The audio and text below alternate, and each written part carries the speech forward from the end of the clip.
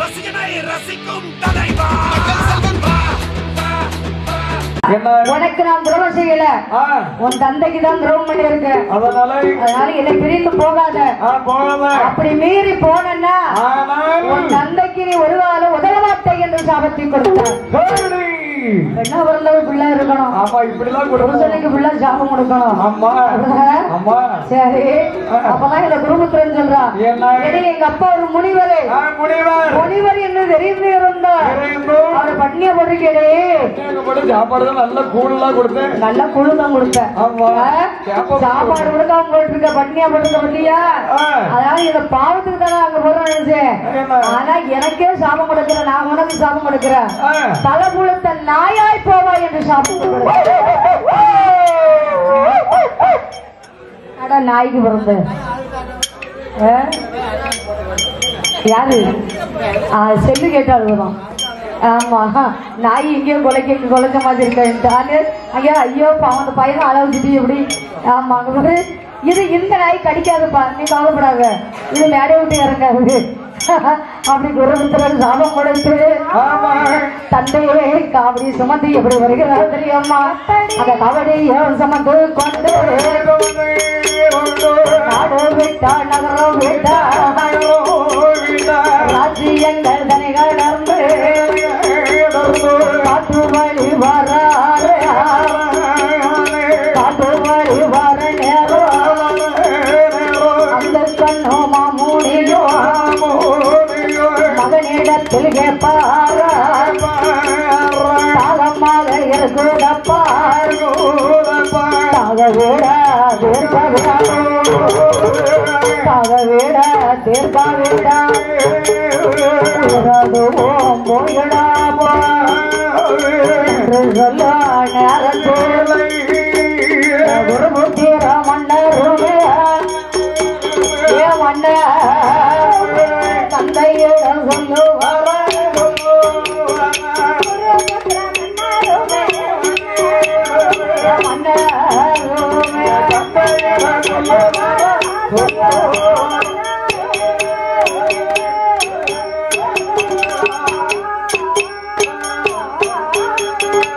மகனே குருபுத்திரா, அப்பாவுக்கு தாகமா இருக்குதப்பா.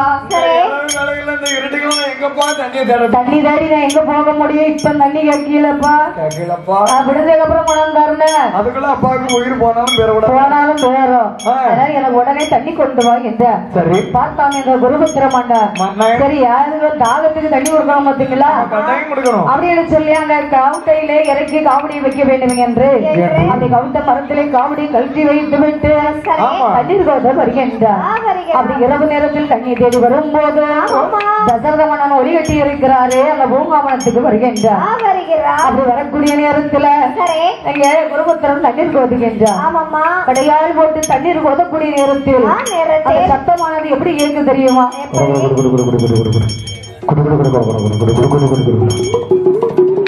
என்ன சத்தம்? கடகடா குடுகுடு கடகடா குடுகுடுன்னு சத்தம் கேட்கு. அந்த சத்தத்தை காதிலே கேட்டு தசரத பூமானாகப்பட்டவன் பானத்தை கையில எடுத்து தொடுக்கக்கூடிய நேரத்தில் அந்த பானம் எப்படி வருகிறது யானா மின்னல் போல உருகி கொண்டு பானம் ராமார்வதியிலே பானம் வாய்ந்த நேரம் கண்டாரே கையால் விழித்தல்லவோ விழித்த வாசகமோ எழுதுவாக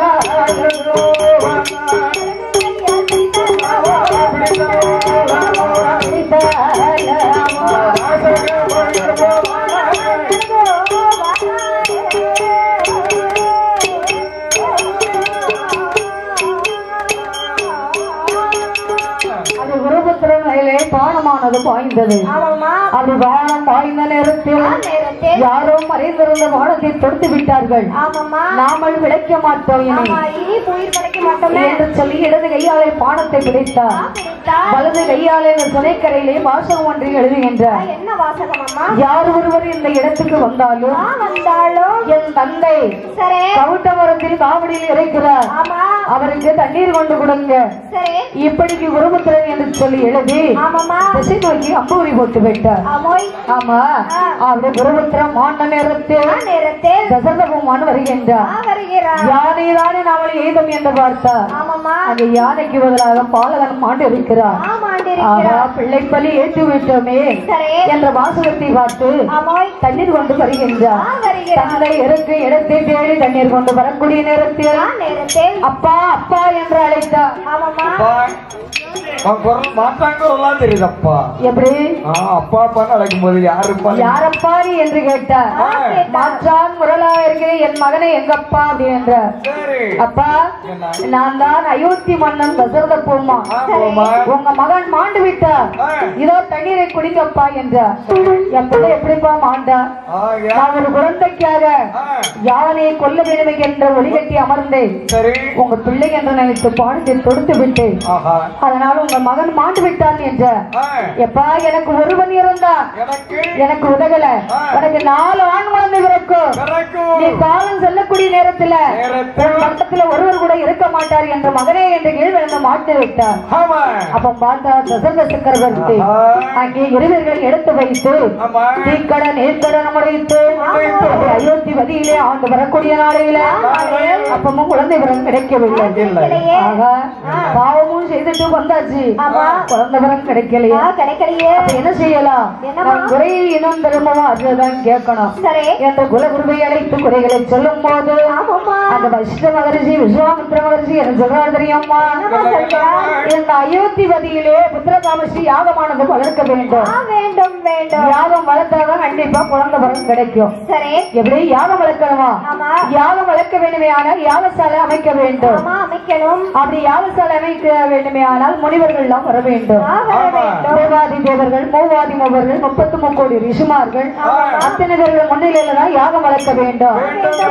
அந்த அயோத்தி பதியில யாகசாலை அமைத்து அந்த யாகம் வளர்க்கக்கூடிய நேரத்தில் அங்கே தென் நாட்டில யாரும் ஆண்டு வருகிறாரே, ஆனா தென்னாடு சீமையில ஒரு வட்டத்தில் ராவணனோ ஆண்டு வரா, ராவணம் நம்பியுமே ஆண்டு வரா, அடகைகள் ஆண்டு வரா, ஆண்டு ஒரு நாளையில நடங்கார கர்வடை ஆண்டு வரா, ஆண்டு ஒரு நாளையில ராவணனும் பகவானு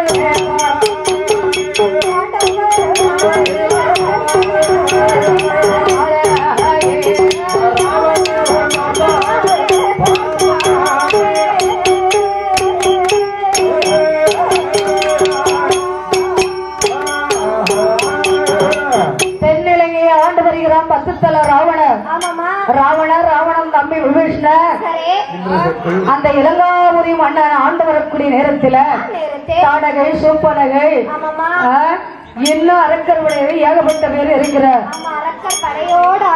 ஆமா, அது மட்டும் இல்லாமல் ராவணன் மகன் இந்திரசித்து மேகநாதன் என்று சொல்லக்கூடிய இந்திரசித்தோடு வாழ்ந்து வரும்போது இந்த அரக்கனாகப்பட்ட ராவணேஸ்வரர் நாமல் இந்த உலகத்தில இருந்து வாழ வேண்டுமையானால் அழியாத வரத்தை வாங்கணும். அழியாத வரத்தை வாங்கி நாமல் ஆண்டு வர வேண்டுமையானால் ஆண்டவன் பகவானை தவையறிக்க வேண்டும். அப்படி 12 வருட காலமாக தவையறிக்கிறார். ஆனால் ஆண்டவன் சிவனார் வரவில்லை. அப்படி சிவனார் வராமல் இருக்கும் போது இந்த ராவணேஸ்வரன் பார்த்தார். ஆண்டவன் இப்படியான வரமாட்டாரு. தன்னுடைய 10 தலையில ஒரு சிரசை வெல்லுகின்றான். தன் கையில் இருக்கக்கூடிய ஒரு நரம்பை உறவுகின்றான். எவ்வளவு கெட்டிக்காரம் பார்த்தீங்களா? நம்மளால உறவ முடியுமா? நம்மளால உறவ முடியுமா? முடியாது. ஏன்னா அவன் அப்பேற்பட்ட வீரன். ஒரு நரம்பு உறவனா இந்த சிரசு அதுல எடுத்து வச்சா யாழ் வீணையாக சேர்த்தா காம சேத வானமானது வாசிக்கின்றான். எப்படி இசையை இசையாக வாசிக்க வேண்டும். வேண்டும் வேண்டும். இசையை வாசிக்க முடியுமா? முடியாது. நம்மளால முடியாது. முடியாது அப்படிதானே? ஆனா ராமணேஸ்வரன் அவ்வளவு அழகா இசையே இசையோடு சேர்த்து வாசிக்கின்றார். அப்படி வாசிக்கும் போது ஆண்டவன் சிவனார் இசைக்கு மயங்கி வராரு. இசைக்கு மயங்கி ஓடி வராரு. ராமணேஸ்வரா எவ்வளவு பெரிய இசை இசைச்சிட்டியப்பா, உனக்கு என்னப்பா வர வேண்டும் என்று கேட்டார். வரத்தை கேடு தருகின்ற வரத்தை கேடு தாருனாரு. ஆண்டவனே பகவானே எனக்கு என்ன வர வேணும் தெரியுமா? உங்க பிள்ளை மூத்த பிள்ளை கணபதி இருக்காரு பாத்தீங்களா? யாரு? மூல பொருள் முதல் கடவுளே. இன்னைக்கு விநாயகர் சதுர்த்தி அப்படிதானே? பிள்ளையாரே எனக்கு வரமா கொடுங்க. சுவாமி அது வெள்ள பிள்ளையாரா வேணும். ஓஹோ வெள்ள பிள்ளையாரு. நம்ம கல்லு பிள்ளையாரு இல்ல, வெள்ள பிள்ளையாரா கொடுங்க. சரிப்பா கொடுக்குறேன் என்று கொடுத்த. வேற என்ன வேணும்? உங்க பக்கத்துல இருக்கிறாங்களே பார்வதி, பார்வதி எனக்கு வரமா கொடுங்க. சுவாமி என்றார். ஆண்டவரும் கொஞ்சமாட்ட அறிவு இருக்கா ஐயா? அறிவு இருக்கா? அவரு கொடுக்க பிறந்தவர் இருக்கட்டும். பொண்டாட்டிய கேட்ட யாரிடம் கொடுக்க முடியுமா ஐயா? அவரு கொடுக்க பிறந்தவர் வரத கொடுக்காரு. அப்படி அடியா அது சரிதான். இன்னைக்கு நிறைய பேர் இருக்காங்க பொண்டாட்டி சொல்லுக்கு மறுப்பு சொல்ல மாட்டாங்க. மறுப்பே கிடையாது. கிடையாது. தலையாட்டுவாங்க. தலையாட்டுவாங்க. என்ன சொன்னாலும் தலையாட்டுவாங்க. ஆமா. பிறகு நாளைக்கு அது எங்க கொண்டு விட்டுருக்கோம் தெரியுமா? குறையும் தலையாட்டி நீ அப்படியே உட்காந்துக்க. நீ பாட்டு தலையாட்டு நான் பாட்டு இருக்கேன். முதல்ல உனக்கு தான் இது, வேற யாருக்கும் இல்ல. வேற யாருக்கும் கிடையாது. சரி இருக்கதா. மூணாவது என்ன வேணும்? எனக்கு 1000 கோடி ஆயுள் வேணும் என்றார். சாதாம இருக்கக்கூடிய வரம் அதுதான். இந்த 3 எனக்கு கொடுத்தா போதும் என்றார். பகவான் சரின்னு கையில கொடுத்தார். வெள்ள பிள்ளையாரை எடுத்து கொடுத்தார். பார்வதி எடுத்து கையில கொடுத்தாரு. 1000 கோடி ஆயுளை கொடுத்தார். ராமேஸ்வரனாகப்பட்டவர் கைலாசத்தை விட்டு எங்க வருகிறான் தெரியுமா? ஒரே சொல்ல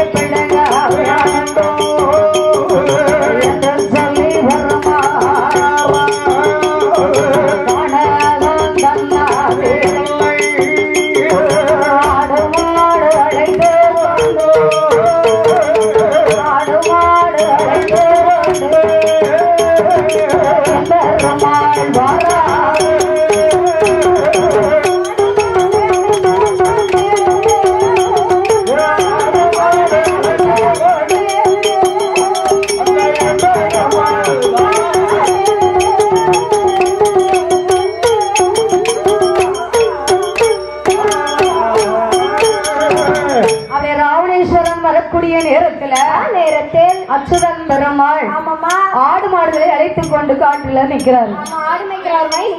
ஆமா. அப்படியே ராமணேஸ்வரன் வருவதை கண்டார். சரி ராவணன் கேட்டா கொடுக்க மாட்டான். அப்ப அதுக்கு ஒரு வழி நடத்தணும்ல. அப்படி எனக்கு சொல்லி வாயு வருணனை வரவழைத்து அங்க ராமணேஸ்வரனுக்கு அலைச்சல் உளைச்சலை கொண்டு செய்தார். அலைச்சல் உளைச்சல் என்னையா? அண்ணாச்சி கடவுளா? எந்த அண்ணாச்சி கடவுளா வருது? நம்ம தாளகர் அண்ணாச்சி அவர் நல்லா இருக்கு. அவனுக்கு பிடிக்கலையாக்கும்.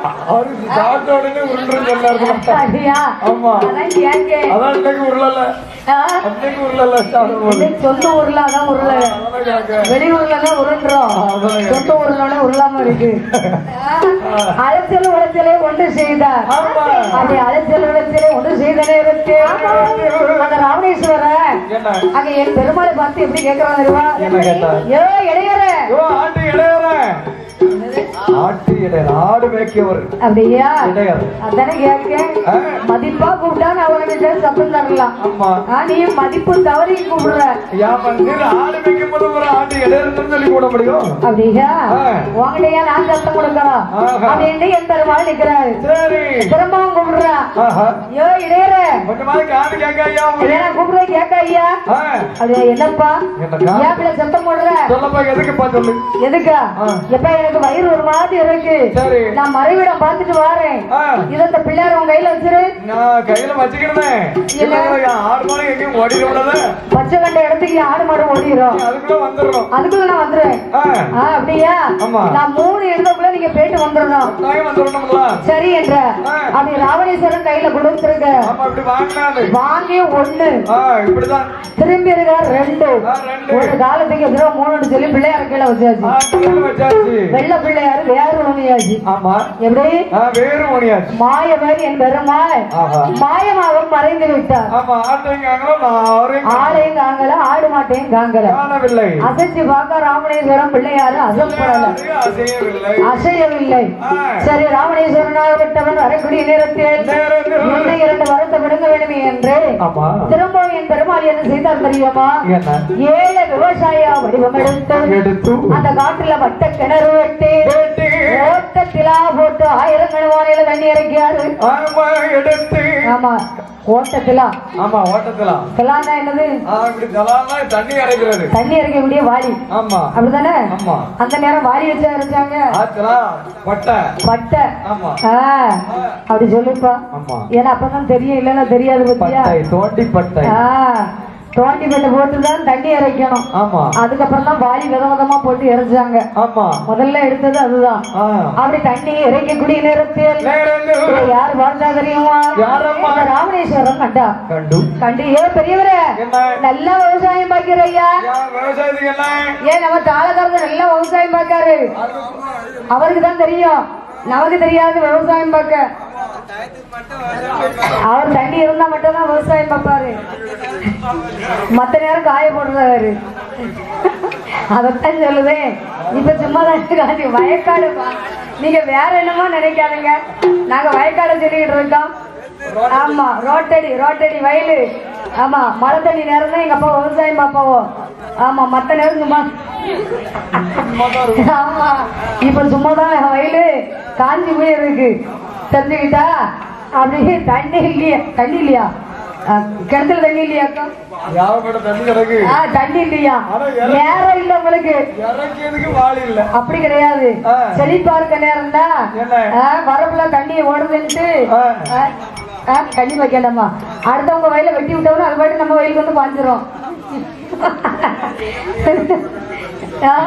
இப்ப திருப்பி விடுறதுக்கு வழி இல்ல அதனாலதான் சும்மா போட்டிருக்காரு அப்படிதானே அப்ப விவசாயம் பாக்குறத பார்த்து பெரியவரே ஐயா விவசாயம் என்ன நட்டுருக்கீங்க கத்தரி நட்டுருக்கீங்களா சரி கத்தரி நட்டு வச்சிருக்கீங்க இந்த கத்தரி எத்தனை நாளையில காய்க்கும்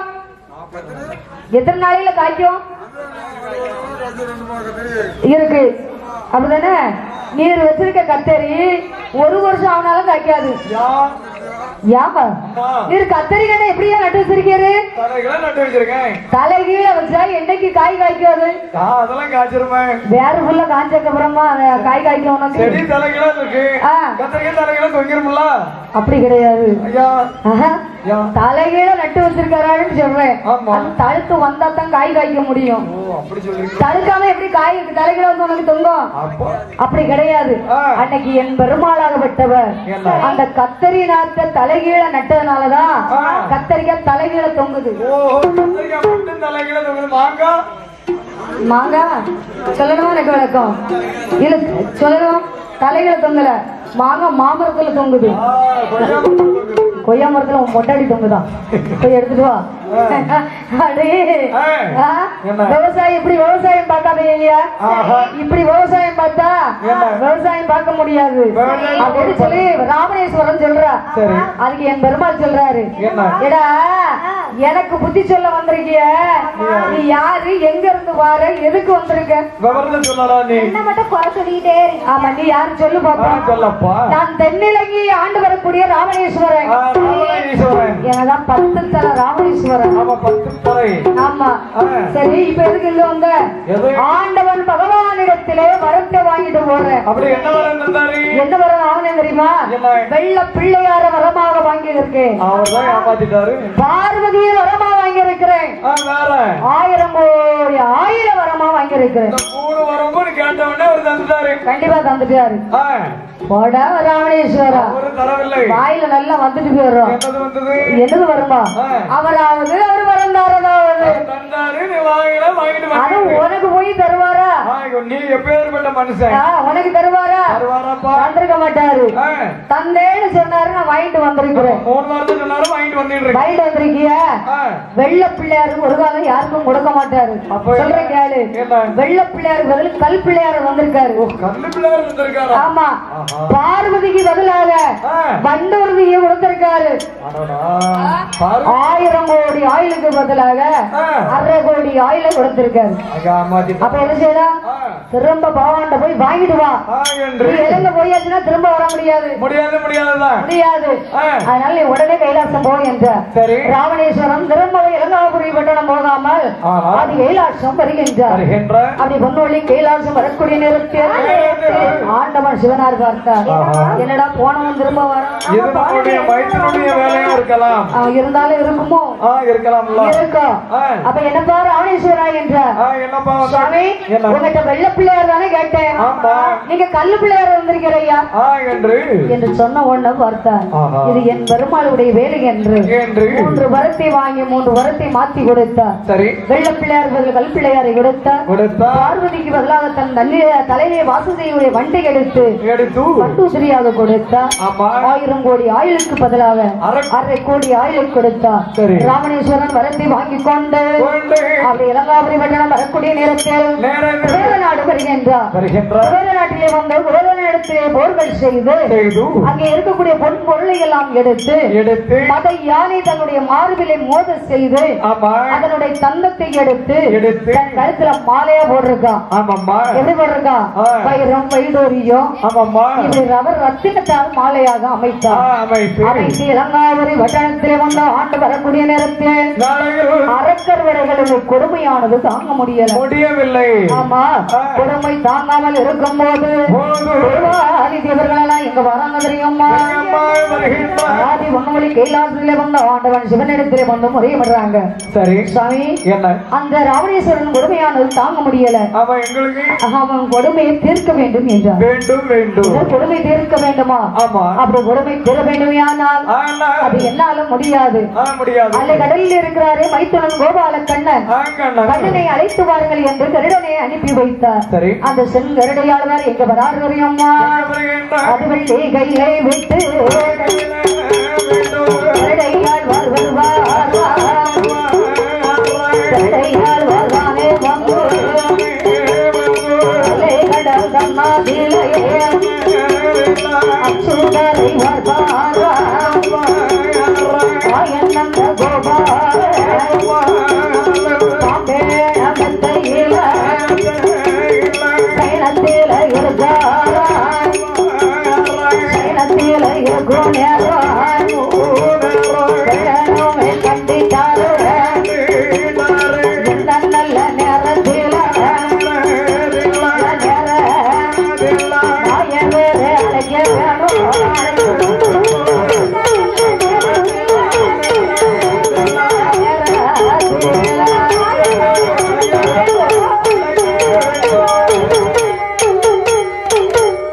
அழைக்க அப்படியே அச்சுதன் கோபால கண்ணனை அழைக்க கரடையாழ்வார் வராரு. அலைகடல்ல வந்து பார்க்கக்கூடிய நேரத்துல அங்க அலைகடல் வாசகனும் பாப்பனம் மெத்தையில நல்ல சயனத்துல இருக்காரு. அவர் நல்ல ஆழ்ந்த சயனத்துல இருக்காரு. அப்ப பார்த்தார் கரடையாழ்வார். தூங்கக்கூடிய நேரம் எழுப்பக்கூடாது. ஒருத்தர் தூங்கியில எழுப்பக்கூடாது இல்ல. ஆமா, எழுப்பக்கூடாது பாத்தீங்களா? அப்ப என்ன செய்ய வேண்டும் என்று ஒரு இறையிலே ஜலத்தை கொதுகின்றார். மறு இறையிலே பூ மலரை எடுத்து வந்து பெருமாள் மேலே தூவி எழுப்பும் போது என் பெருமாள் கேட்கின்றார், கரடையாழ்வாரே, கைலாசத்தை விட்டு எதுக்கையா வந்தீங்க? எதுக்கு வந்திருக்கீங்க? ஆண்டவன் பகவான் உங்களை அழைத்து வர சொன்னார் ஐயா, அதனால் என்னோடு வாருங்கள் என்றார். என் பெருமாளை அழைக்க ஆண்டவன் அனுப்பி வச்சாரா? எதுக்குப்பா? விவரம் தெரியுமா? வேட்டாம். இப்ப எதுக்கு என்ன அழைச்சாருன்னு தெரியலையே. விவரம் தெரியணுமே. ஆனால் கடல் ஒங்கி வந்ததில்லை, கனகமலை நகர்ந்தது இல்லை, அடல் ஏரியால உலகம் அலைக்குலைந்து போனதில்லை. இல்லையா? நீ கைலாசத்தை விட்டு இங்க வந்த? அங்க இருந்து எதுக்கு இங்க வந்த? அப்படியா சுவாமி? கடல் 7 ஒரு நாளும் அலைக்குலைந்து போகாது ஐயா. போகாது போகாதா? எப்பா? பெருமாள் நினைத்தால் முடியும். அன்று கேட்டது இன்று நடந்து கொண்டு இருக்கு. அப்படிதானே? கடல் எங்கெல்லாம் உள்ள வாங்கி இருக்கு, எங்கெல்லாம் அள்ளிட்டு போயிருக்கு. கனகமலை நகர்ந்தது உண்டா? நகர்ந்து இருக்கு. அப்படியா? 7 உலகமும் அலை குலைந்து போனது. புரட்டி போட்டுதா? எந்த ஊரு எங்க இருக்குன்னே கண்டுபிடிக்க முடியல இன்னைய வரைக்கும். இன்னும் உருட்டிக்கிட்டு தான் இருக்கு. அப்படிதானே? அப்ப என் பெருமாளாக விட்டவா அந்த கருடன் மேலேறி எப்படி வருகிறான் தெரியுமா? அங்க வச்சை வண்ணன்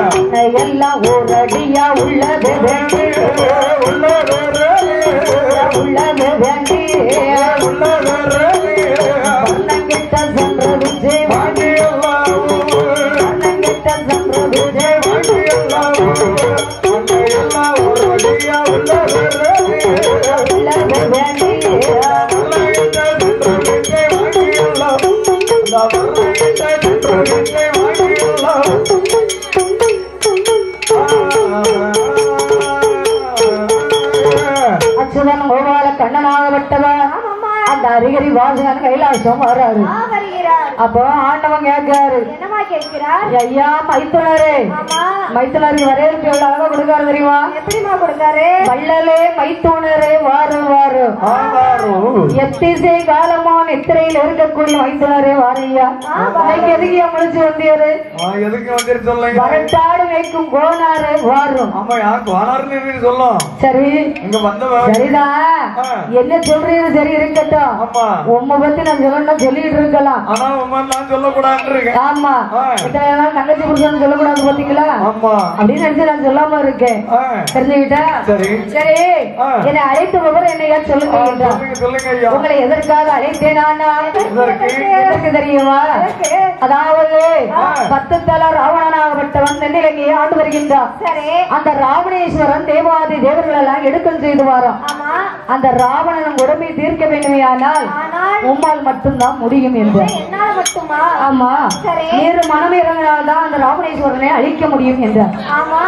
அதுக்கு என் பெருமாள் சொல்றாரு, ராவணேஸ்வரனை அழிக்க வேண்டுமையானால் அங்கே ஒரு பெண்ணானவள் பிறக்க வேண்டும். சரி, யார் பிறக்கணும்? யாருமா? என் பக்கத்திலே இருக்கிறாளே மகாலட்சுமி. லட்சுமி. இந்த மகாலட்சுமியாகப்பட்டவள் ஆமாமா. பூமாதேவி மகளாக அன்னை சீதையாக பிறக்க வேண்டும். சீதையவள் தான் பிறக்க சிறு இலங்கை அழிய, போர்கொடியால் தான் பிறக்க போர் இலங்கை அழிய, வாழ்மையிலால் தான் பிறக்க அந்த வால் இலங்கை அழிய. அப்ப பெண்ணு பிறக்கணுமே. ஆமா, பெண் பிறந்தாதான் அழிக்க முடியும். ஆமா, அதான் சொல்லிருக்காங்க. ஒரு குடும்பத்தை வாழ வைக்கிறவங்க பெண்ணு, அதே குடும்பத்தை தலையே தூக்கி போடும் ஒரு பொண்ணு. ஆமா, அதுதானே ஆக்கவும் முடியும், அழிக்கவும் முடியும். அப்ப கதையில் அந்த காலமே எழுதி வச்சிருக்காங்க. ஆமா, நடந்ததுதானே எழுதி வச்சிருக்காங்க, இல்லாததான் எழுதி வைக்கலையே. ஆமா, இன்னைக்கு அது அப்படியே நடந்துட்டு தானே இருக்கு. அப்ப என் பெருமாள் என்ன செய்தார் தெரியுமா?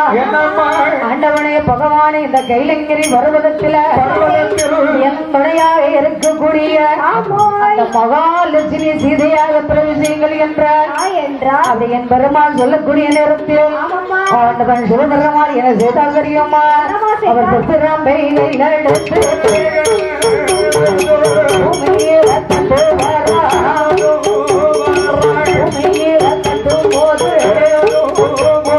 பூமாதேவி மகளாக அன்னை சீதா மந்திரி பார்த்தார். ஆகா, ஒரு பெண்ணானவள் பிறந்து இலங்கை அழிக்க முடியுமா? இந்த பெண்ணு இருந்தா தானே இலங்கை அழிக்க முடியும் என்று உறவாளை எடுத்து வெட்ட போகக்கூடிய நேரத்தில் அங்கே விபீஷணர் வருகின்றார். அண்ணா ரமணேஸ்வரா, ஒரு பெண்ணை கொன்றவையானால் 7 தலைமுறைக்கும் பாவம் விடாது. எங்க எடுத்து அங்க வந்து பெட்டகத்தை விட்டுருங்க என்றார். ஆமா, திரும்பவும் பெட்டகம் திறந்தது. சீட்டை பெட்டகத்தில் வைத்தார். அன்னை சீதையை பெட்டகத்தை திரும்பவும் அலை கடலில் கொண்டு விடுறான். அந்த சீதை பெட்டகமானது அலையடித்து கம்பா நதிக்கரையிலே வந்து ஆற்று மணலை உதைக்கூடிய நேரத்தில்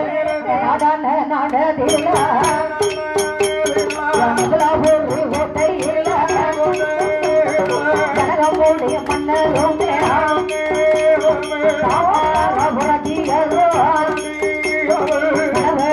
மனதியுமா வாழ்ந்து வரும் நாளையில குழந்தையது இல்லாமலே கோட்டையில யாகமது பரப்பாரா யாகத்தில ஏற்காலும் நோர்காலும் அந்த நல்ல கலப்பையாது வந்து வரக்கூடையா கலப்பையதை ஜனகம் மன்னன் எடுத்தார்.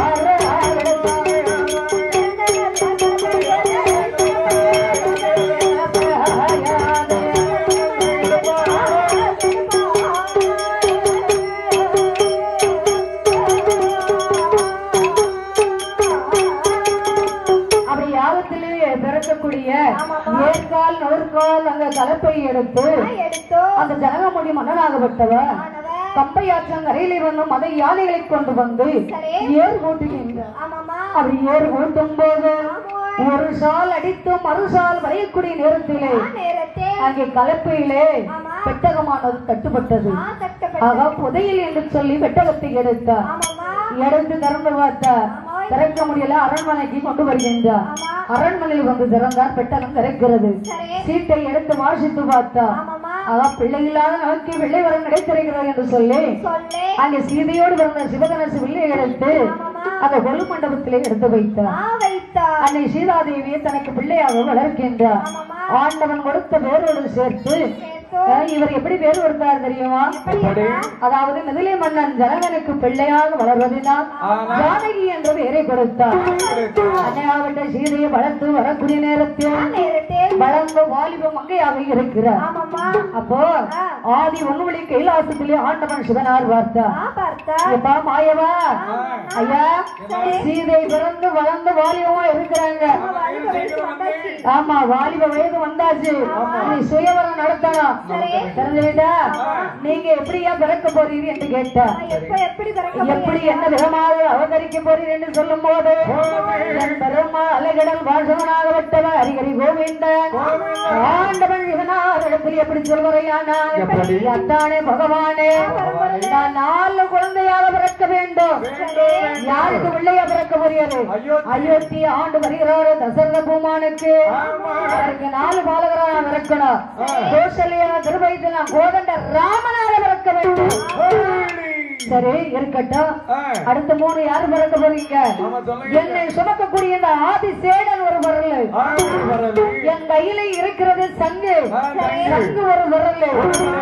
சக்கரை என் கையில சுத்திட்டு வருது பாருங்க. சக்கரை ஒரு வரல. அப்படியா 4 குழந்தையா அவதரிக்க வேணும்னு சொல்லி இருக்கீங்க. 4 குழந்தை யார் யார் வீட்டுல எப்படி பிறக்க போறீங்க விவரத்தை சொல்ல ஐயா. கோசலையாளுக்கு மூத்த பிள்ளையாக நான் கோதண்ட ராமனாக பிறக்கும்.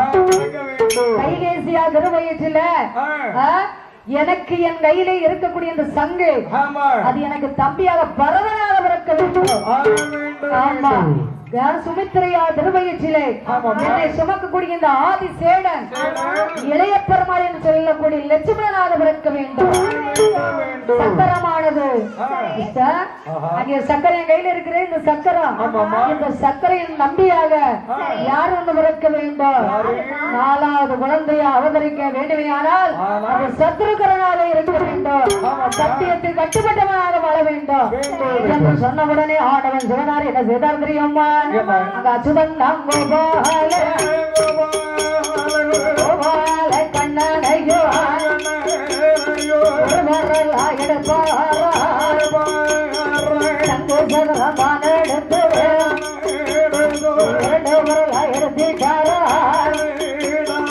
ஆதிசேடம் ஒரு வரலோ நல்ல வரலையோ அதனான பகவானோ கேள்வி தன்னாதில வேதாளத்தை வரவழைத்து நல்ல தாம்பூலத்தில் வரலதையும் தான் கொடுத்து தாங்கோ சிவனார் அனுப்புவாரோ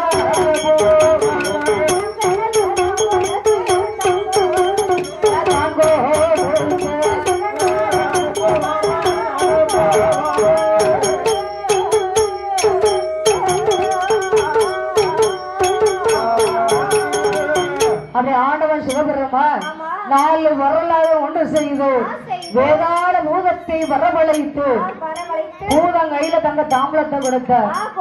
அப்படி கொடுத்த நேரத்தில் வேதாள பூதமானது அந்த வேள்வி குழி வழியாக எங்க வருகிறது தெரியுமா?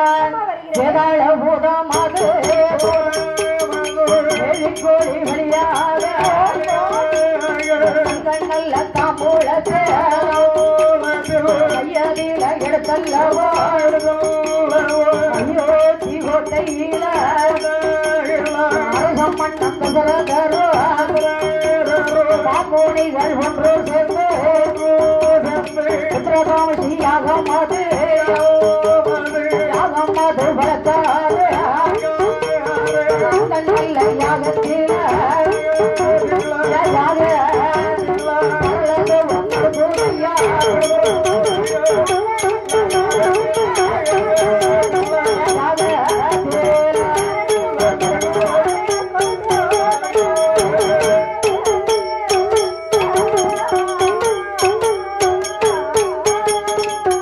வேதாள பூதமானது அந்த பரலை நீட்டக்கூடிய நேரத்திலே விஸ்வாமித்திர மகரிஷி வாங்குகின்றார். அப்படி தங்க தாம்பலத்தை வாங்கி ஏ தசரத மன்னா உன் மனைவியர்கள் 3 பேரை நீராடி வர சொல்லப்பா. எப்படி கோசலை கைகேசி சுமித்திரை 3 பேர்களை நீராடி வர சொல்லி என்றார். அப்படி தேவியர்கள் 3 பேர்களை நீராடி வரக்கூடிய நேரத்தில் என்ன பூஜைக்கு ரெடி ஆயிட்டா?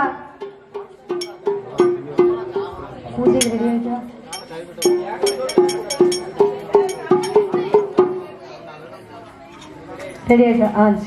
அப்படியே 3 தேவியர்களை நீராடி வரக்கூடிய நேரத்தில் தேவியர்கள் 3 பேர்கள் நேராடி மன்னன் பக்கத்திலே அமரக்கூடிய நேரத்தில் ஏ தசரத மன்னா இந்த பரளி 3 தேவியர்களுக்கும் கொடுப்பா என்றார். அப்ப தசரத பூமான் கோசலைக்கு ஒரு வரலை கொடுத்தார், கைகேசிக்கு ஒரு வரலை கொடுத்தார், சுமித்திரைக்கு ஒரு வரல் கொடுத்தார், மீதம் ஒரு வரல் இருக்கு. அது யாருக்கு கொடுக்க? திரும்பவும் சுமித்திரைக்கு கொடுத்தார். அப்படி 4 வரல்களையும் 3 தேவிமார்களுக்கு கொடுக்கக்கூடிய நேரத்தில் விஸ்வாமித்திர மகரிஷி சொல்றாரு, ஏமா 3 பேர்களும் உன் கணவரையும் மனதிலே நினைத்து அந்த வரலை அருந்துங்கள் என்றார். அப்போ இந்த தேவியர்கள் 3 பேர்கள் அங்க ஆண்டவனை மனதிலே நினைத்து கணவரையும் மனதிலே நினைத்தார். 3 தேவியர்கள் அங்கே வரலை அருந்துகின்றார். அப்படி அருந்திய நேரத்திலே ரிஷியாகப்பட்டவர் ஒரு சாபத்தை கொடுத்தார். எப்பேற்பட்ட சாபம் கொடுத்தாரு தெரியுமா? குழந்தைய கருவாயி உருவாயி பிறக்க மாட்டாங்க, ரிஷி கற்பர் ராத்தகாதி என்று கொடுத்தார். ஒரு குழந்தைய 10 மாசம் சுமந்து பெற்றெடுக்கணும். ஆனா இது தெய்வ குழந்தைகள் பார்த்தீங்களா, 10 மாசம் சுமக்கண்டா உடனே அந்த குழந்தை வந்து பிறக்கக்கூடிய சூழ்நிலை. அப்படிதானே? அதான் ரிஷி கற்பம்ங்கிறது. அப்படி ரிஷியாகப்பட்டவர் சாபம் கொடுத்த நேரத்தில் 3 தேவியர்கள் ஆண்டவன் கிருபையினாலே எப்படி இருக்கிறாங்க தெரியுமா? நல்ல பெண்களுமே ஆண்டவன் கிருபையாலே கர்ப்பமாக இருக்காளா, கர்ப்பமாக இருக்கும் போது கோசல்லையா திருவயத்தில் யாரு வந்து அவதரித்தா ராமன் வந்து அவதரித்தா நாளான நாளையில நல்ல நேர்மையில சுத்திரமசையில கட்டக்கடக ராசியில புனர்பூஷ நட்சத்திரத்தில் புண்ணிய நான்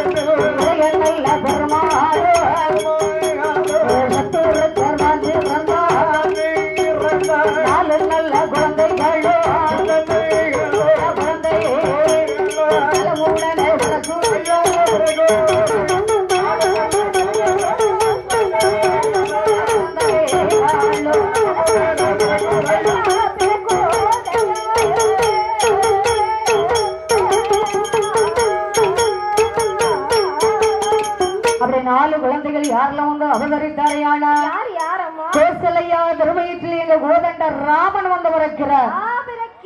நீல நிற வேணி நெற்றியில் 3 நாமம், அப்படி கையில ராமபானம் கைவிடித்து வந்து பிறக்காரு. அப்படி எந்த குழந்தையாட்டம் பிறக்கும் ஐயா? ஆனா நம்ம அப்ப அது ராமர் அப்படி கிடையாது. அப்படி நீல நிற மேனியோடு கற்கடக ராசி புனர்பூஷ நட்சத்திரம் பிறந்தது. புனர்பூஷ நட்சத்திரம் புனர்பூஷ நட்சத்திரத்தில் வந்து பிறக்கின்றார். சரி, ராமன் முதலாவது குழந்தையாக கோசலைக்கு பிள்ளையாக வந்து பிறக்கின்றார். கைகேசிக்கு யார் வந்து பிறக்கிறார்? பரதன் வந்து பிறக்கிறார். அப்புறம் கடகராசி, கடகராசியில ஆயிலிய நட்சத்திரம் ஆயிலிய நட்சத்திரத்துல வந்து பிறக்கிறார். சரி. 3வது குழந்தையாக இளைய பெருமாள் என்று சொல்லக்கூடிய லட்சுமண பெருமாள் வந்து பிறக்கிறார். தர்க்கக்கடக ராசியில பூஷ நட்சத்திரத்தில் எங்க புண்ணியனார் வந்து பிறக்கின்றார். 4வது குழந்தை சத்துருக்கிற மகா நட்சத்திரத்தில் வந்து பிறக்கின்றார். இப்படி 4 பாலர்கள் வந்து பிறக்கக்கூடிய நேரத்தில் அயோத்தி நாடு ரொம்ப செழிப்பா இருக்கு பாத்தீங்களா? அயோத்தி வாலி மக்கள் எல்லாம் அந்த தெய்வ பெண்கள் வந்தல்ல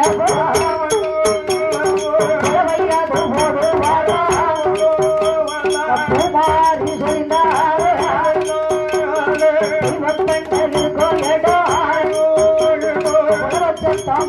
தையா ராமன் வந்து பிறந்தார் என்று பிறந்தார் போடுவாரா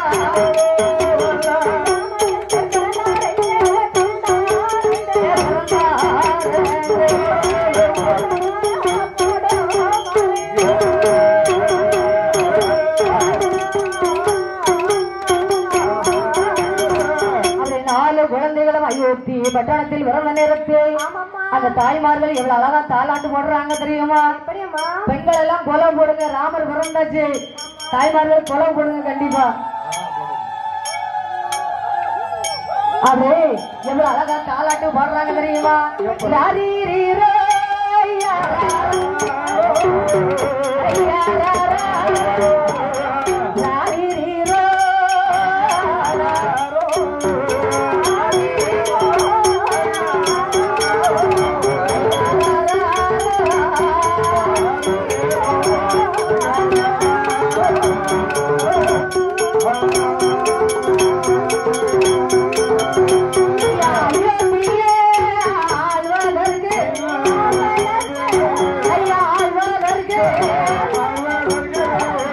ராமன்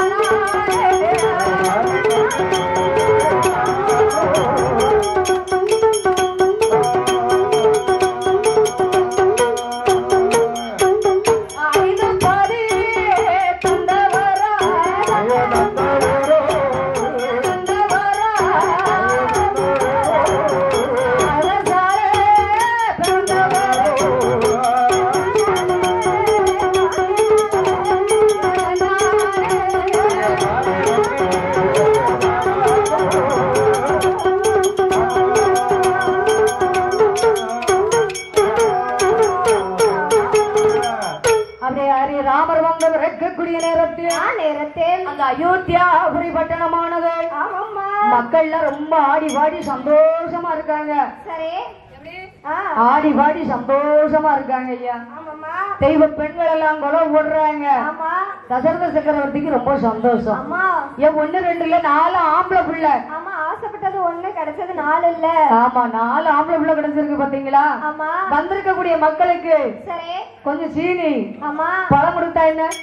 கொடுக்கலாங்களா? கொடுத்துருவோமா? அது முதல்ல நம்ம வாங்கி கொடுத்துருக்கோம். வாங்கி வச்சிருக்கு. சரி, எல்லாம் கொஞ்சம் பொறுத்து தான் கொடுக்கணும். அப்படியா? ஏன்னா அவங்களுக்கு தெரியாது. இதெல்லாம் நம்ம முதல்ல சொல்லி கொடுத்துருக்கணும். சொல்லி இருந்தா எல்லாம் வாங்கி ரெடி பண்ணி வச்சிருப்பாங்க. நம்ம அடுத்த வருஷம் நம்ம கரெக்டா சொல்லிடலாம். ஆமா, அப்படிதானே? நாளைக்கு கல்யாணம் முடிக்கும் போது இதையெல்லாம் கொடுக்க சொல்லணும். கண்டிப்பா. எப்படி பவுலையில கல்யாணம் முடிக்கலையாடும் கொடுத்துடலாம்ல? கண்டிப்பா. ஆளுக்கு 100 ரூபா அது கண்டிப்பா தருவாங்க. இப்பவே சொல்லி விட்டுறணுமா? அது பெற சொல்லிக்கலாம். மொய் பண்ணா அவங்களால முடிஞ்சதை கொடுப்பாங்க. நம்ம கேட்டு வாங்க கூடாது. தெரிஞ்சுக்கிட்டா? அது கல்யாண பணம் அவங்கள சந்தோஷமா கொடுக்கலாம். தந்துருவாங்க கண்டிப்பா. நம்ம அக்கா, நம்ம ஆட்சி பெரியாட்சி இருக்காங்க. பெரியாட்சிக்கெல்லாம் தெரியுமில்ல? தெரியாம இருக்குமா? கண்டிப்பா கொடுப்பாங்க. அப்படியே ராமர் வந்து இறக்கக்கூடிய நேரத்தில் அயோத்தி ரொம்ப சந்தோஷமா இருக்கும் போது தசரத பூமானாகப்பட்டவர் வந்திருக்கக்கூடிய மக்களுக்கு துணிமணி எடுத்து கொடுத்தார், சீனி பழம் கொடுத்தார், காசு பணங்களை அள்ளி அள்ளி கொடுத்தாரு. சந்தோஷம். அப்படி சந்தோஷத்துல அள்ளி அள்ளி கொடுத்தாரு. அப்படி அள்ளி கொடுக்கக்கூடிய நேரத்தில் 3 தேவியர்களும் ஆனந்தமா இருக்காங்க. அதான் நம்ம பிள்ளைங்களை பாருங்க இவ்வளவு அழகா இருக்காங்க. இவ்வளவு நாள் கவலைப்பட்டதுக்கு இன்னைக்குதான் நமக்கு பலன் கிடைத்திருக்கிறீங்க என்று அது சந்தோஷமா இருக்கக்கூடிய நேரத்தில் 4 பாலர்களை அருமை வறுமையோடு எப்படி வளர்த்து வராங்க தெரியுமா? நல்ல நல்ல பாலர்களே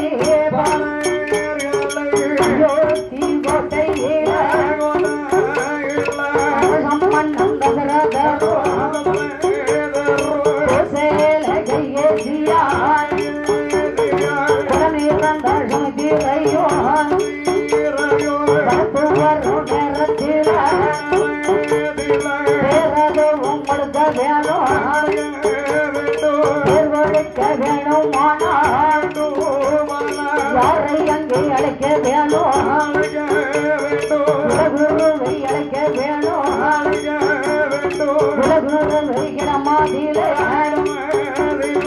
இடமா நாளதும் குடிக்க வேணும்.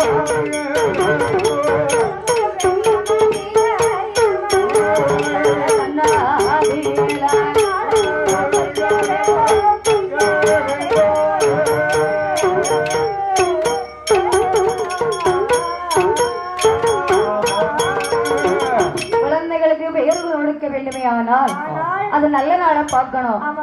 நல்ல நாள் பார்த்து நல்ல நாளெல்லாம் பேர் சூட்ட வேண்டும். அப்படிதானே? அப்ப யாருக்கு போய் நல்ல நாள் பார்க்கலாம்? யார்ட்டமா? ஜோசியர்கிட்ட தான் போய் கேட்கலாம். பெரியவங்க கிட்ட கேட்கலாம். ஏன்னா அந்த காலத்துல பஞ்சாங்கம் பார்த்து சொல்லுவாங்க. ஆனா இப்ப பஞ்சாங்கம் பாக்குறதுக்கு யாரும் இல்ல. இப்ப நம்ம ஜாதகத்தை கொண்டு போனா ஜாதகத்தை பார்த்து சொல்லுவாங்க. நம்ம பேர் ராசி, இந்த ராசிக்கு இந்த நேரத்துல இப்படி பேரை கொடுங்க அப்படின்னு சொல்லுவாங்க. ஆனா அந்த காலம் அப்படி கிடையாது. பஞ்சாங்கத்தை எடுத்து பார்த்து சொல்லுவாங்க.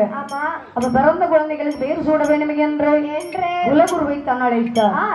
அது குலகுருவை அழைத்து, ஐயா நமக்கு பிறந்த குழந்தைகளுக்கு பெயர் கொடுக்கணும். அப்ப என்னைக்கு பேர் கொடுக்கலாம்? 16ஆம் பக்கம். 16ஆவது பக்கம். அது என்ன 16ஆம் பக்கம்னு மொட்டையா சொல்லி 16வது நாளையில நல்ல நாள் இருக்காண்டு பாக்கணும். 16ஆவது நாளுங்கிறது முக்கியம் இல்ல, அது நல்ல நாளா இருக்காண்டு பாக்கணும். ஏன்னா மாசையில 30 நாள். அப்படிதானே? மாசையில 30 நாள். 30 நாளில 15 நாள் வளர்புரை, 15 நாள் தேய்புரை. அப்படிதானே? அப்ப தேய்புரையில பேர் கொடுக்கலாமா? வளர்புரையில பேர் கொடுக்கலாம். வளர்புரையில தான் கொடுக்கணும். பிறந்தது தேய்புரை. அதானே அவர் பிறந்தது வந்து தேய்புரையில பிறந்திருக்காரு. சரி. அப்ப பேரு கொடுக்கறதாட்டும் வளர்புறையில பேரு கொடுக்கணும். ஆமா. ஆனா அவர் பிறந்த ராசிக்கு தகுந்தாலும் அந்த நட்சத்திரம் இருக்கான்னு பார்க்கணும். பார்க்கணும் பார்க்கணும். அப்படிதானே? ஆமா. கற்க கடக ராசியில பிறந்திருக்கிறாரு. அப்போ கடக ராசி என்று சொல்லுமையானால் கடக லக்கணம் வருதான்னு பார்க்கணும். லக்கணம் பார்த்துதான் பேரு கொடுக்கலாம். சரி. இன்னைக்கு நம்ம பார்க்க முடியுமா? இல்ல. லக்கணம் நம்ம பார்க்க மாட்டோம். உடனே இல்ல, பிள்ளை வயிற்றுல இருக்கும் போது பேர் கொடுக்க வேண்டிய இருக்கு. என்ன என்னது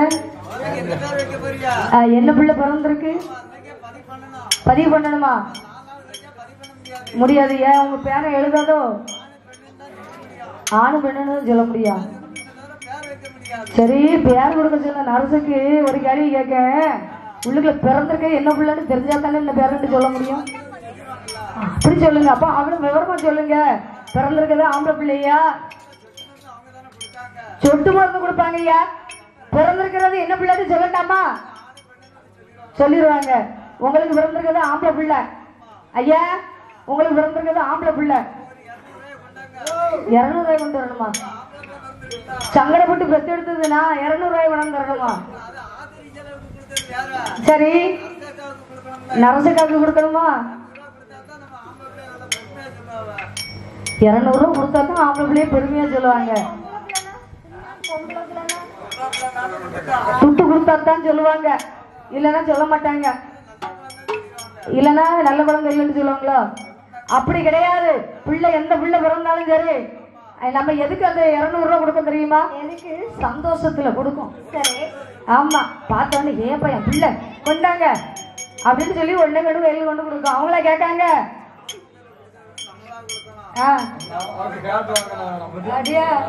நீர் எத்தனை பிள்ளைக்கு ஏன் நீர் கொடுத்தீரு? கொடுத்து பாத்தீரோ? பிள்ளைக்கு ஆண்டி கொடுத்து பார்த்திருக்காரு. பிள்ளை இருக்குமா என்னட்டு பாக்குறக்காண்டி கொடுத்து பார்த்திருக்காரு. இதுக்கப்புறம் என் முன்னாடிக்கு பிள்ளை இருக்குமா இருக்காதா அப்படிங்கிறக்காண்டி அரசு கொடுத்துருக்கீங்க. அடியா அதான் கேட்டேன். என்ன செய்ய முடியும்? உங்களையே வச்சு நான் சமாளிக்க இருக்கு பாருங்க. வேற யாரும் சமாளிக்க முடியாது, நான் மட்டும்தான் சமாளிக்க முடியும். இப்படி இறங்க மடங்க பேசுறாங்க. அப்படியே 4 குழந்தைகளை வளர்த்து வரும்போது குழந்தைகளுக்கு பேர் சூட விழுமையானால் அந்த அயோத்தியாபுரி பட்டணத்தை எப்படி அலங்காரம் செய்தாங்க தெரியுமா? ஏன்னா ராஜா வீட்டு பிள்ளைக்கு பேர் கொடுக்கணும். அந்த நாட்டுல இருக்கக்கூடிய மக்கள் அனைவரும் வர வேண்டும். அப்படியே பந்தலெல்லாம் எப்படி அலங்காரம் செய்தாங்க தெரியுமா? அந்த அயோத்தி கோட்டையில பந்தல்ல அமைப்பாரா, அமைத்தல்லவோ வாழமரம் கொண்டு வந்து வகையான தோவாரா, தென்னமரம் கொண்டு வந்து பெருக்கள் எல்லாம் வந்தா, பாக்கும் மரம் கொண்டு வந்து பாதையெல்லாம் வந்தா, மரம் கொண்டு வந்து இருபுறம் ஒன்றுங்களிட்டா பந்தலிட்ட கால்களில் அவளத்தாலே அலங்கரித்தா, பூவாலை அலங்கரித்தா, அலங்கரித்தா, புஷ்பத்தாலே அலங்கரித்தா,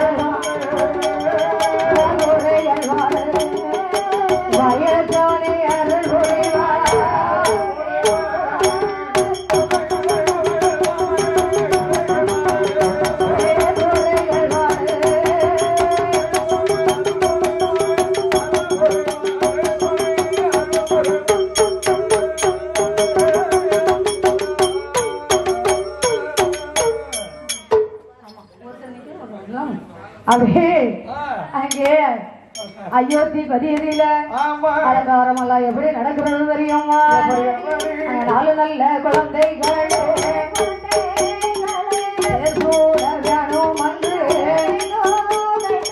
அலங்காரம் செய்தல்லவா அயோத்தி கோட்டை எல்லாம் மாவிலை யாதோரணமா யாதோர மங்களம் மாயுகுரியா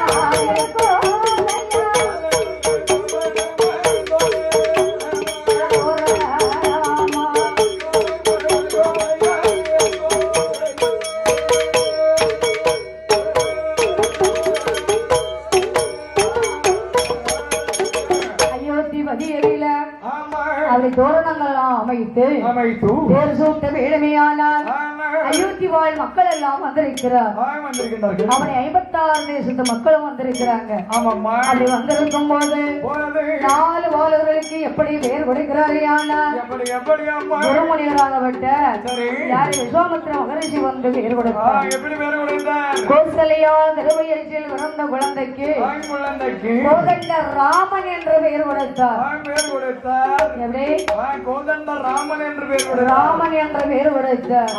கைகேசியா திருவயிற்றில் பிறந்த குழந்தைக்கு பரதன் என்று பெயர் கொடுத்தார். சுமித்திரையா திருவயிற்றில் பிறந்த குழந்தைக்கு இளைய பெருமாள் என்று பெயர் கொடுத்து சத்துருக்கரன் என்று பெயர் கொடுத்தார். அப்படி பெயர் சூடிய நேரத்தில் வந்திருக்கக்கூடிய மக்களுக்கெல்லாம் அன்னதானங்கள் நடத்தி தயார் சாப்பிட்டு நிறைந்த உடனே நல்லா மனசார வாழ்த்துறாங்க. ஆமா வாழ்த்தணும் இல்ல பிள்ளைங்களுக்கு வாழ்த்தானா நல்லா இருக்கா? அப்ப வந்திருக்கக்கூடியவங்க எல்லாம் எப்படி வாழ்த்துறாங்க? அப்பா தசரத பூமானுக்கு 4 ஆம்பளை புள்ள அழகான பிள்ளைங்க கிடைச்சிருக்க பாத்தீங்களா? ஆமா இந்த மக்கள் நல்லா இருந்தாதான் நம்மளும் நல்லா இருக்க முடியும். கண்டிப்பா அப்படிதானே? அயோத்தி அப்பதான் இன்னும் செழிப்பா இருக்கும். அப்படி என்ற வாழ்த்தக்கூடிய நேரத்தில் அந்த அயோத்தி கோட்டையில அழகு மன்னனாகப்பட்ட தசரத பூமான் மகனாகப்பட்ட ஹரிராமன் மேல ரொம்ப பாசம். ஏன்னா மூத்த பிள்ளை மேல பாசம் அதிகமா இருக்கு. எந்த ஒரு தகப்பனா இருந்தாலும் கண்டிப்பா மூத்த பிள்ளை மேல பாசம் அதிகமா தான் இருக்கும். பாப்பா தூங்கவே இல்லைங்க பாரு. அப்பல இருந்து விளையாட்டு தான் நடக்கு. ஆமா அந்த பாப்பாங்க தூங்க பாப்போம். அப்பல இருந்து கேட்டுட்டு இருக்க கொடுக்க மாட்டேங்கா பாப்பாங்க. அது வாட்டு தூங்காம அழகா பாத்துக்கிட்டு இருக்கு. ஆமா எவ்வளவு அழகா பாப்பா விளையாடுறா.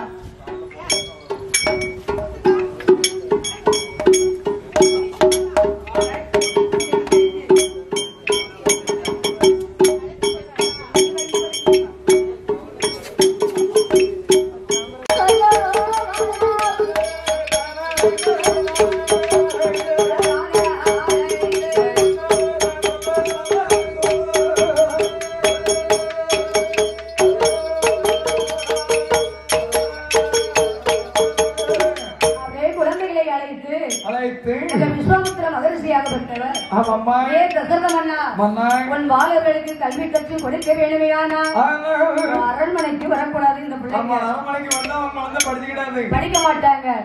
என்னுடைய இடத்திலே 4 பிள்ளைகளை ஒப்படைத்து விட்டு செல்லப்பா என்று சரி என்று சம்மதித்த நேரத்தில் 4 வாழர்களையும் உருவிடத்தை கொடுத்து அயோத்தி வதிக்கு வருகின்றார் தசரத பூமான். தசரத சக்கரவர்த்தி வரக்கூடிய நேரத்தில் 4 வாழர்களுக்கு நல்ல அறிவை வளர்க்க வேண்டுமே என்று குருவாக இருந்து மந்திரங்களை சொல்லிக் கொடுக்கின்றார். குருவாக இருந்து நாம சொல்லிக் கொடுக்கக்கூடிய மந்திரங்கள் எல்லாம் பிள்ளைங்களுக்கு பாலர்களை முன்னாமர்த்தே குருகூலம் தன்னாதில அமர்ந்திருக்கான பாடமது நடத்துவார். பாடமது நடத்தும் போது பாலர்களும் படிக்கார். பாலர்களும் படிக்கும் நவீனம் படித்து படித்து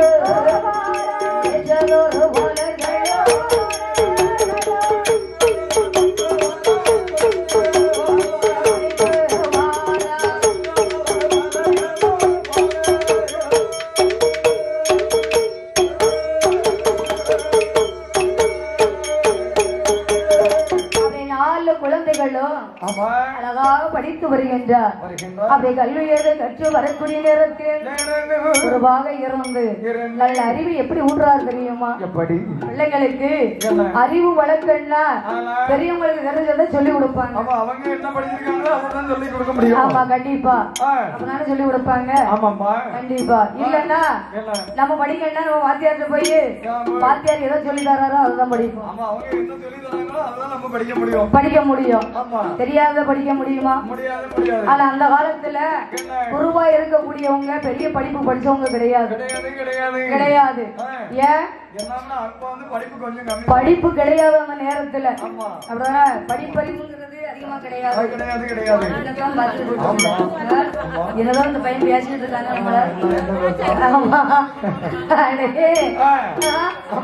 கல்வி கற்றுக் கொடுக்க வேண்டுமே என்று ஓலச்சுவடியை கையில் எடுத்து கொடுத்து அறிவோம் நன்றாக குரு வாழ்க குருவை துணை என்று சொல்லி என்ன எப்படி கல்வி கற்றுக் கொடுக்காரு தெரியுமா?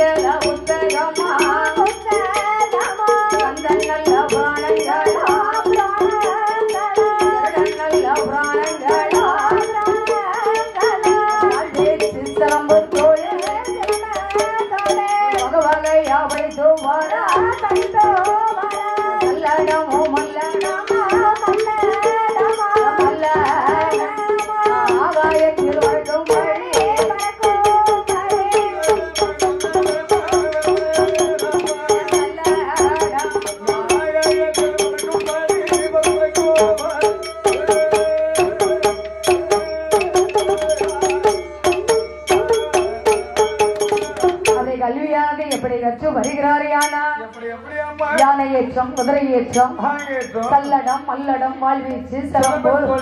ஆனா அவங்க குலத்தொழில் என்ன தெரியுமா? வில்வித்தை. வில்வித்தை தான் மெயினா படிக்கணும். அவங்க குலத்தொழிலே வில்வித்தை தான். வில்வித்தை தெரியாம யாரும் இருக்கக்கூடாது. ஆமா அப்படி என்ற கல்வியானது படித்து வரக்கூடிய நாளைகள் ஆசிரமத்திலே இருக்கக்கூடிய குழந்தைகளோடு இருக்கிறாங்க. ராஜா வீட்டு பிள்ளையா தெரியக்கூடாது பாத்தீங்களா? ஒரு ராஜா வீட்டு பிள்ளையா இருக்குமே ஆனால் அந்த பிள்ளைங்களுக்கு நல்ல அறிவுங்கிறது வளர்க்க முடியாது. ஏன் நம்ம பணக்கார வீட்டு பிள்ளைங்க கண்டிக்க முடியாது. பணம் பணத்தோட சேரும் அப்படின்ட்டு சொல்லுவாங்க. பணக்கார பிள்ளைங்க என்னைக்கோ இல்லாத வீட்டு பிள்ளைங்களை கொஞ்சம் விட்டு பிடிப்பாங்க. அது அன்றும் சரி இன்றும் சரி அப்படிதான் நடந்துகிட்டு இருக்கு. அந்த பிள்ளைங்க கொஞ்சம் என்னைவாங்க தெரியுமா, இல்லாத வீட்டு பிள்ளைங்கன்னா அந்த பிள்ளைங்க சேர மாட்டாங்க, ஒதுக்கி ஒதுக்கி போவாங்க. வேற்றுமைங்கிறது இருக்கும். அப்பதான் குருவாக இருந்த வசிஷ்ட மகரிஷி சொல்றாரு, எப்பா உன் பிள்ளைங்க ராஜா வீட்டு பிள்ளையா இருக்குமே, ஆனா அது ராஜா வீட்டு பிள்ளையா தான் இருக்கும். ஆனா குருகுலத்துல இருந்தார்களே ஆனால் நல்லது கெட்டது தெரிஞ்சுக்கலாம். ஏன்னா இருக்கிறவங்க இல்லாதவங்க அப்படிங்கிற ஏற்றத்தாழ்வுங்கிறது இருக்காது. எல்லாரும் சமமாக பார்ப்பார்கள் அப்படின்னு சொன்னதுனால 4 பாலர்களும் அந்த குருகுலத்தில் இருந்து படித்து வருகின்றார். அப்படி படித்து வரக்கூடிய நாளையில வெல்வித்தையில நல்ல தேர்ச்சி அடைஞ்சாச்சு. எப்படி படித்தா மட்டும் மோதாது பாத்தீங்களா, வெல்வித்தையிலும் தேர்ச்சி அடைஞ்சாச்சு. அப்படி தேர்ச்சி அடைந்த நேரத்தில் குருவாக இருந்து சொல்லி கொடுத்த வாத்தியாரு அரண்மனைக்கு அழைத்து வருகின்றார். ஆமா, ஏ தசரத மன்னா, இதோ உன் பாலர்கள் எப்படி என் இடத்திலே கொண்டு ஒப்படைச்சியோ அதே மாதிரி உன் பிள்ளைகளை நல்ல அறிவு ஊட்டியாச்சுப்பா, அரண்மனைக்கு கூட்டு வந்தாச்சு என்ற. சரி என்ன 4 பாலர்களையும் வாங்கி அரண்மனையில் இருக்கக்கூடிய நேரத்தில் ஒரு நாளைய தினமாதில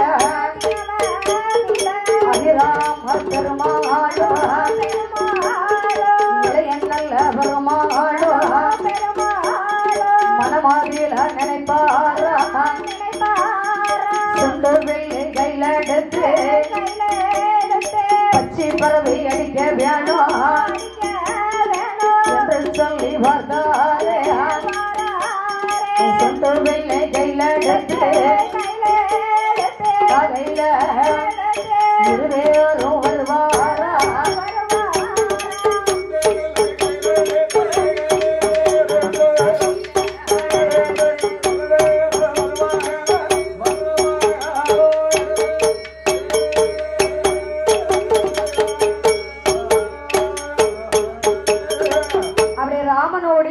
சேர்ந்து கொண்டார். பரதனோடு சத்ருக்கிறான் சேர்ந்து. ஏன்னா அண்ணன் தம்பி வந்து என்னைக்கு ஒற்றுமையா இருக்கணும். ஆமா, துணை சேர்ந்தாச்சு. ஆமா, அவங்க 2 பேரும் யார் 2 பேரும், நீங்க 2 பேரும், அவங்க 2 பேரும், நாங்க 2 பேரும். பரவாயில்லையா, நல்லா பிரிச்சு வச்சு பேசுறியப்பா. துணைக்கா யாருக்கே உங்க 2 பேருக்கும் தான் பிடிக்கும், மத்த யாருக்கும் பிடிக்காது. ஆமா, உங்க 2 பேரும் தவிர மத்த யாரையாலும் பிடிக்க முடியாது. அப்படிதானே?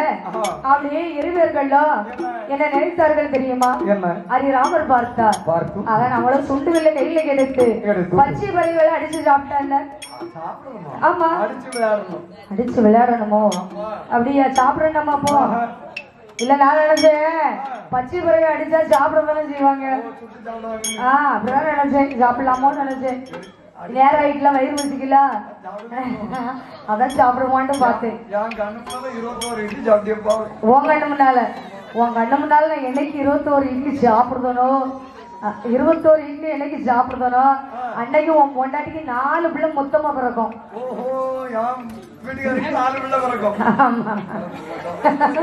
நான் 21 இட்லி என்னைக்கு ஒரே நேரத்துல சாப்பிடுதனோ அன்னைக்குதான் கிடையாதுல்ல.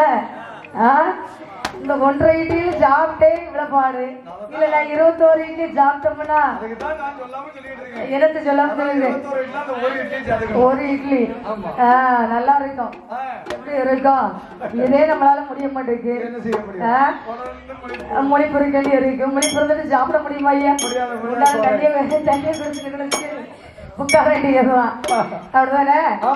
நாங்க 4 பேர்கள்லாம் அதை படைத்த தொழிலாமல் பார்க்க வேணுமே என்ன சொல்லு. சொந்த பிள்ளை கையில் எடுத்து எங்க பாராள் தெரியுமா? ஹரிராம பெருமாளோ இளையவரை அழைத்துக் கொண்டு சொந்த வெல்லும் கையில் எடுத்து ஐயோ தீபதியை விட்டு சராய் நதிகாரையில் நதிகாரத்தி வராரா நதிகரையில் வந்தல்லவா பச்சி பறவை அழைப்பாரா பச்சி பறவை அடிக்கும் போது யாரு அங்கே வருவாரானா மந்தாரை வராளே கூலி வாட்டி வருவதையோ வருவா ராமருமே கண்டிக்காரே கண்டே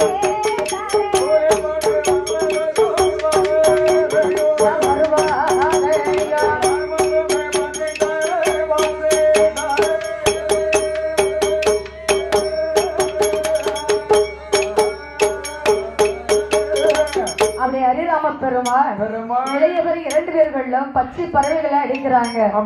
அப்படி அன்ன பச்சியை அடித்து விளையாடக்கூடிய நேரத்தில் அங்கே சராயு நதிக்கரைக்கு யார் வாரா தெரியுமா? யார் வருகின்றார்? பாட்டி மந்தாரை வாரா. யார குடத்தையா இல்ல இடுப்புல தூக்கி வச்சுட்டு வரானோன்னு வேற யாரும் தூக்கி வச்சுட்டு வரான்னு நினைச்சேன். குடம் ஊர்ல இருக்கு. நடந்து வர குறிஞ்சி நடந்து வர ஒத்த கை பிறந்தா ஐயா குடத்தை வச்சு சரி பிறந்த கையை யாரும் ஆட்டுதா? எங்க எங்க கவனிக்கிறேன் எப்போ தாழகிறப்பா உன் கைய அசைச்சானாங்கப்பா கைய அசைச்சானா அதானே கேட்க கையா முறிஞ்சா போச்சு உனக்கு கை நல்லா தானே இருக்கு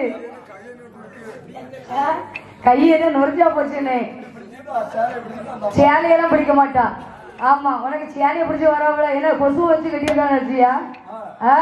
அங்க மந்தாரை கூனி பாட்டியாகப்பட்டவள் அங்க இடுப்புல வச்சிருக்க குடம் முதுகுல இருக்கு. அப்படியா கூணு வளைஞ்சிட்டு வயசாயிட்டுலாம் வயசாயிட்டுப்பா அதான் கூணு வளைஞ்சிட்டு ரொம்ப பாட்டிக்கு அப்படி கூணுல குடத்தை வச்சுட்டு வர பாத்தீங்களா?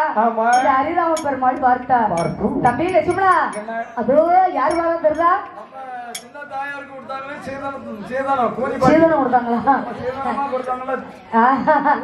நம்ம சிறிய தாயாருக்கு ஏவல் வேலை செய்வதற்காக ஆமா மந்தார கூனி பாட்டி நம்ம பாட்டி அந்த மாதிரி எவ்வளவு அழகா நம்ம பாட்டி வரவ பாத்துக்கா ஒரு கிளைவி கூட விட்டு வைக்க முடியப்பா அழகான தக்காளி பழம் மாதிரி எங்க தொங்குறத பார்த்து மேக்க பாக்கணுமா? இது நேரம் மேக்க இல்ல இது நேரம் மேக்கையா இது ஈசானம். ஆமா அவ்வளவு அழகா தெரிஞ்சுமா என்ன செய்ய முடியும்? இப்ப அப்படிதான் தெரியும் கண்ணுக்கு விடுஞ்சதுக்கு அப்புறம் தான் நல்லா தெரியும். ஆமா விடுஞ்சதுக்கு அப்புறம் ரோட்ல ஆளுக்கு போயிட்டு இருக்குமா யாருன்னு பாத்துக்கிடுவோம் தெரியும் கண்டிப்பா தெரியும் சொந்தக்காரங்க ஃபுல்லா தெரியும் இப்ப தெரியாது. அப்படி மந்தாரை கோனியிடத்தில யாவல் சிறிய விளையாட்டு விளையாட வேணுமே என்று அண்ணே காஞ்ச உருண்டையால பாட்டி குறுக்குல இருக்க குடத்தை உடைப்பேன். ஆமா நீ பச்சை உருண்டை கொண்டு போய் பாட்டி குடத்தை அடைக்கணும். சரி அடைஞ்சிருவியா? பச்சை மண் இல்ல பச்சை உருண்டை அதையா சரின்னு சொல்லி 2 பேரும் பேசிக்கொண்டு இருக்காங்க. அங்க மந்தார போனி பக்கத்துல வந்த பக்கத்துல வரக்கூடிய நேரத்துல ஹரிராம பெருமாள் என்ன செய்தால் தெரியுமா? அவரை சொந்த வெயிலே மந்தாரை கோனி பாட்டி கோனி பாட்டி வர நேரம் குடமாதையும் உடைத்தாரே குடமாதையும் உடைக்கும் வேலை இளைய பெருமாள் வருவாரா உருண்டை கொண்டு வந்து கொண்டு குடமாதையும் அழைப்பாரா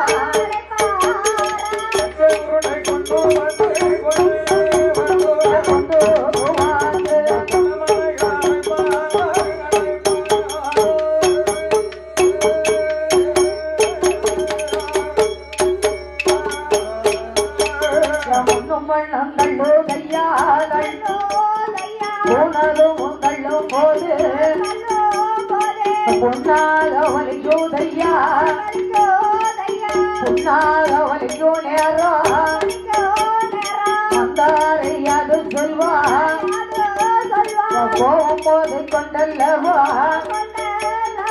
கொண்ட சாபம் அது கொடுப்பாளா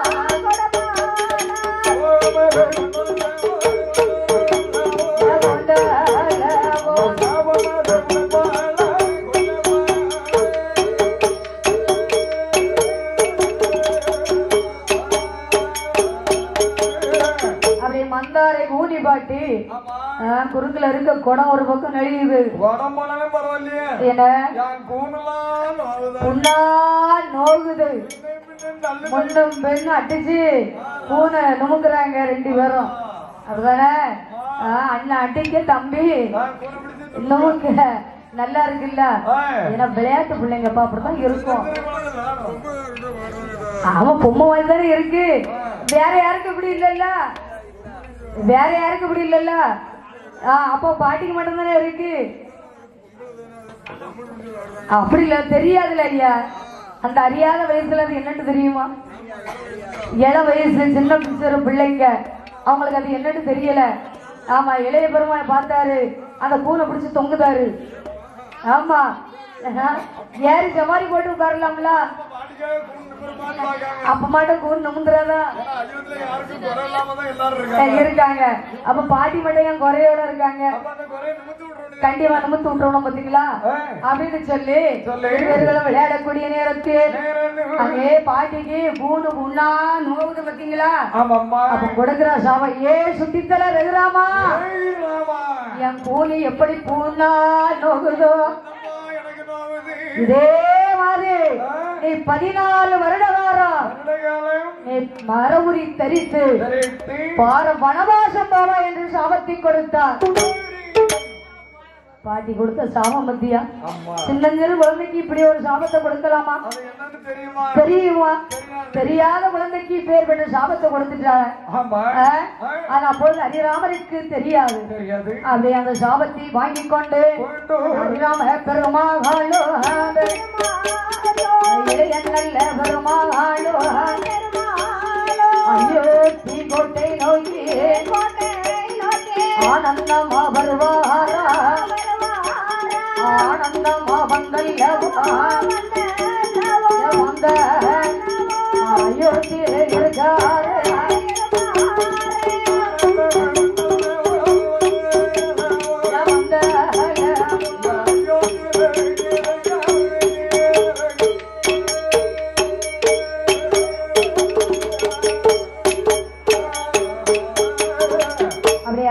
பெருமாள் இலை பெருமாள் அங்கே பாட்டி இடத்திலே சாபத்தை வாங்கி கொண்டு அயோத்தி கோட்டையிலே வந்து ஆனந்தமாக அமர்ந்திருக்கிறார்